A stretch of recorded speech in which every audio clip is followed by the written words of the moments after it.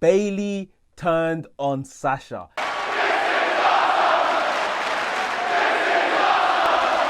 What's up, Maniacs? My name is Mex. I'm a wrestling fan, a wrestling enthusiast, a WrestleManiac, if you will. And today we are discussing Smackdown. We had quite an eventful show. We finally got confirmation of Roman Reigns' heel turn, and Sasha and Bayley, one of them has turned. If you read the title of this video, I'm sure you know who it is, or if you saw Smackdown, I'm sure you know who it is. So we're going to get into all of that today, so stay tuned. Right here at WrestleManiac UK, I discuss everything that is WWE and AEW. So if this sounds like the place for you, make sure you click the subscribe button and make sure you click the notification bell so that you get notified every time I drop a new video. Ladies and gentlemen, without further ado, let's get into the review. So I'm going to start with the Roman Reigns angle, and him and Paul Heyman came out to start the show, and Paul Heyman basically told us what their relationship is. Paul Heyman is the special counsel of Roman Reigns, so not quite the advocate, but special counsel. And Paul Heyman went on to say that, look, Roman Reigns corrupted me. I was down and out, WWE had got rid of me, which we all know is the truth. To some capacity, they had removed him from his backstage role.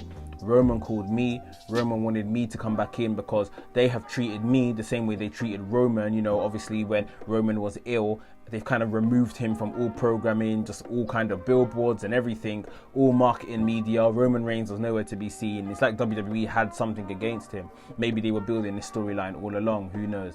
But yeah, Roman basically came back, has picked up Paul Heyman, and is going to use Paul Heyman to help try navigate his way through the main event scene, keep the Universal Championship, and let Paul Heyman do kind of all the heavy lifting per se. And Roman's just kind of going to take it easy from now on, show up and win. That is his other slogan now. We've heard wreck everyone and leave. It's now also show up and win. It's like name the time, name the place, and I'll be there. I'm digging it. I like it a lot. I like the quiet kind of cadence Paul Heyman and Roman Reigns are speaking with. It's like whispering into the microphone, very low toned. I do like it's adding something different to this kind of setup. Obviously we see this Paul Heyman, Brock Lesnar kind of set up quite a lot, but Roman Reigns is still kind of getting on the mic, getting involved and stuff like that. Just a different kind of cadence, different kind of way he's carrying himself, and I do like it a lot. First match on the card, we had Heavy Machinery versus John Morrison and The Miz. And to be honest, Heavy Machinery were quite dominant throughout this match. Miz and Morrison didn't really show nothing, and in the end, Otis got the pin with a Vader bomb. However, after the match, John Morrison actually stole Otis's briefcase, which he ran up the entranceway with and into the backroom area.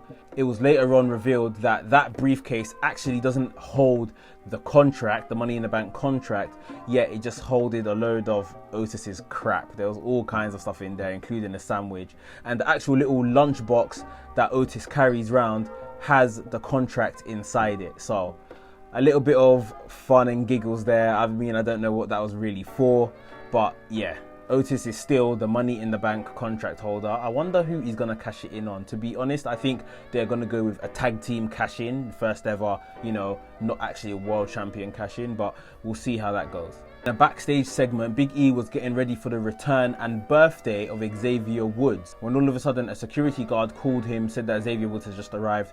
Big E took the cake to some different area, like some parking lot area, where it was just an ambush by Sheamus, and Sheamus done like an air raid crash, or the white noise he calls it, onto like the front windscreen of a car. Big E was taken out for the night, taken to a local medical facility, as they call it, and Big E was out of that fatal four-way match between himself, Matt Riddle, Sheamus and Baron Corbin, which would have been to crown the #1 contender for the Universal Championship. So they had to then go and find who the next person in line would be, who is going to replace Big E in this match. On this show, we did see some backstage segments between Roman and Jay Uso, who was back on TV, just kind of showing Roman love, saying, I ain't heard from you, ain't been about. Roman said, I've been busy. But what was really going on was that Paul Heyman was working his magic to get Jay Uso into that #1 contendership spot to replace Big E, which he eventually did. Jay Uso later on in the night came and thanked Roman, said, you know what, you pulled some strings for me,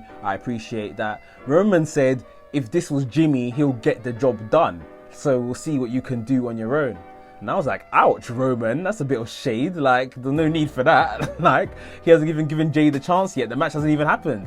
But yeah, he basically said that if this is Jimmy, he can get the job done. So let's see if you can do this on your own. And again, it was this swagger, this cadence about him, you know, speaking quite monotone. To be honest, at times I didn't quite hear what he was saying. I had to listen really closely. I don't know if that was the same for anyone else, but it was just really, really smooth with everything. Like, he's just not bothered. He's just really relaxed. Like, oh, I've got a match. Okay, you know, he's gonna stroll out there, wreck everyone and leave. Like, I'm just loving the whole kind of confidence and laid back attitude from Roman at the moment. Before we get on to the tag team match for the Women's Championship, guys, if you're enjoying this review, hit the thumbs up button, please. Give us a like. It does loads for the channel and I thoroughly appreciate it. Next up, women's tag team action. We had Bayley and Sasha versus Shayna Baszler and Nia Jax, and the matches between these guys just keeps getting better. I think the payback match was bloody brilliant, and this one was even better.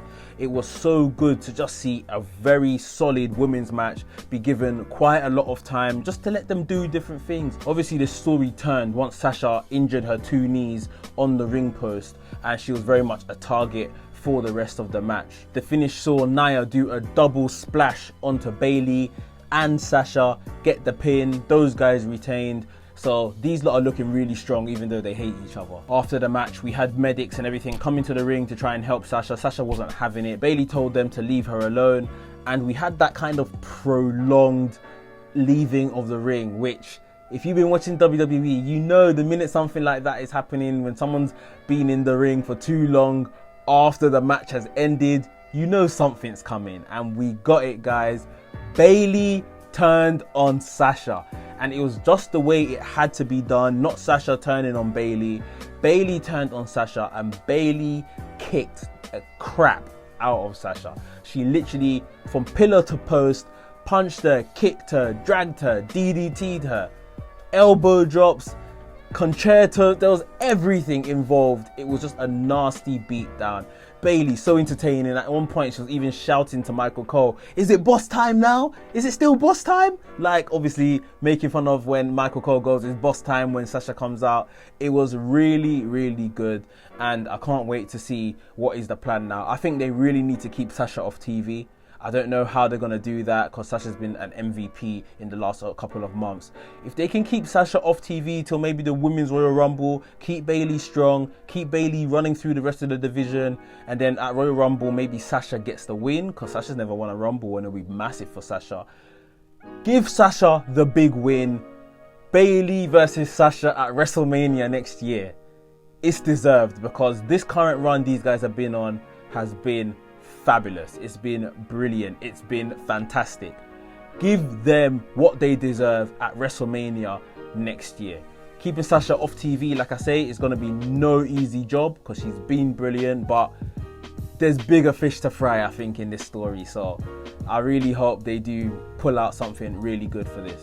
We got a little segment from the Intercontinental Championship guys involved in their little feud. Sami Zayn came down to the ring and was quite annoyed because no one had kind of associated him as the Intercontinental Champion, obviously because he isn't, but he got onto the ring announcer, he got onto backstage for not putting it in his graphics.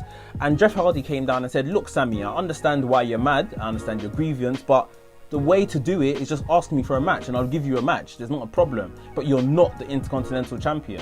AJ Styles came down as well. He said his piece and these men got into a bit of a scuffle. Everyone kind of laying their finishes on each other. And that was it. Not much else happened within this segment, but this is going to warm up nicely to what I think is going to be a great match at Clash of Champions, a triple threat for the Intercontinental Championship. It's about time we start respecting this championship and putting it back where it belongs, with good matches and good stories around it too.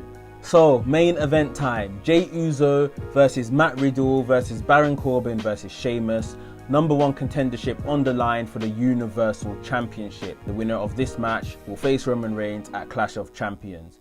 And it was a pretty solid match. I won't get into the match too much, but Jay Uso got the win. Jay Uso got the win with a splash. I think he pinned Baron Corbin. And Jay Uso is going to face his cousin, Roman Reigns, at Clash of Champions. Now, guys, I've got 2 possible scenarios here. One that I want to happen and one that I think is going to happen. The one that I want to happen is going to be quite controversial and split opinions. Roman Reigns versus Jay Uso. Jay Uso gets in the ring, lies down, Roman pins him.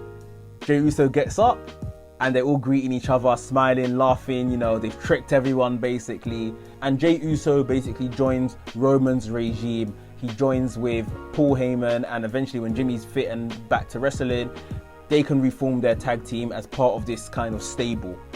I would absolutely love that to happen. I know people will go mad, but that is what Roman needs right now, in my opinion. It's that heat. He needs that heel heat, that real, oh, look at this guy, and you're cussing and swearing and you can't stand him sort of thing.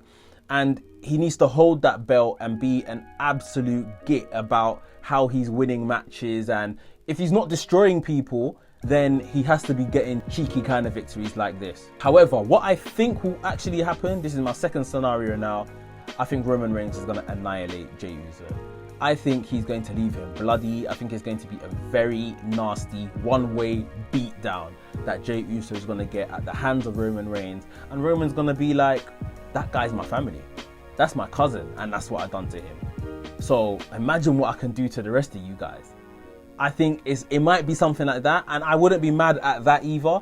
I would just rather Jay and Jimmy, when he's back, join up with Roman for this angle that they're doing with Roman right now. How do you guys think that Roman and Jey Uso is going to go at Clash of Champions? Let me know down below in the comments. But yeah guys, that is it. That is my SmackDown review. Two really big stories have kind of taken off. Jey Uso and Roman Reigns, like I say, that is going to be very interesting come Clash of Champions. And Bayley and Sasha, man. I mean, I can sit here and applaud them because these guys have just been brilliant in the last couple months. They've now officially fallen apart. Sasha looks injured, maybe and hopefully they'll keep her off TV for a substantial amount of time, and then she comes back and strikes when the time is right. Bayley could probably go on another tear through the SmackDown division in the meantime, but I can't wait to see how both of these angles are gonna kind of come together. Guys, if you enjoyed this review, please make sure you hit the thumbs up button and give us a like. And if you're new here, welcome. Please consider subscribing and hit the notification bell so that you get notified every time I drop a new video. WrestleManiac UK signing out, and I'll see you soon.